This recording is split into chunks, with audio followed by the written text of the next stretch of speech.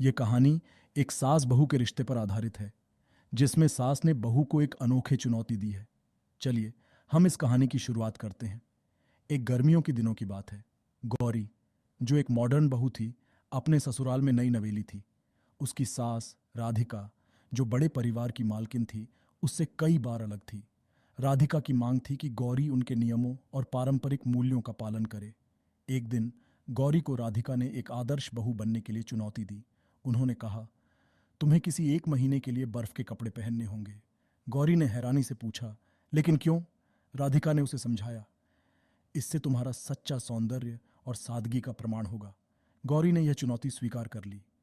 उसने एक महीने तक बर्फ के कपड़े पहने, लेकिन इस बीच उसके चेहरे पर सच्ची सादगी की मुस्कान थी। उसकी इस सादगी और सहनशीलता ने राधिका को उसकी बहू पर गर्व होने लगा। महीने के बाद राधिका ने गौरी को देखा और कहा, तुमने इस चुनौती को स्वीकार करके दिखाया है कि तुम एक अद्वितीय और माननीय बहू हो। गौरी की मेहनत और सादगी ने उसे सास की दिली नज़रों में सर्वोच्च स्थान दिलाया। गौरी की सादगी और सहनशीलता ने राधिका को एक नया दृष्टिकोण प्राप्त कराया। उनके बीच की दूरी कम हो गई और एक नया संबंध जन्मा। गौरी ने साबित किया कि एक महान बहू वह है जो न केवल अद्वितीय होती है, बल्कि उसका सौंदर्य और गुणों से भरा हुआ होता है। राधिका ने गौरी की मेहनत और संघर्ष की सराहना की और उसे एक साधारण दिन में एक नया प्यार भरा ड्रेस दिया।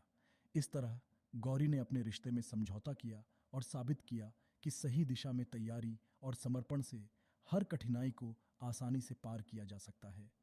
इस कहानी से हमें यह सीखने को मिलता है कि हमें किसी भी परिस्थिति में समर्पित और धैर्यशील रहना चाहिए। हमें दूसरों की भावनाओं का सम्मान करना चाहिए और उनके साथ संवाद में रहना चाहिए। यही हमारे रिश्तों को मजबूत और गहरा बनाता है। दोस्तों, हमारी कहानी अच्छी लगी हो तो चैनल को सब्सक्राइब जरूर करें।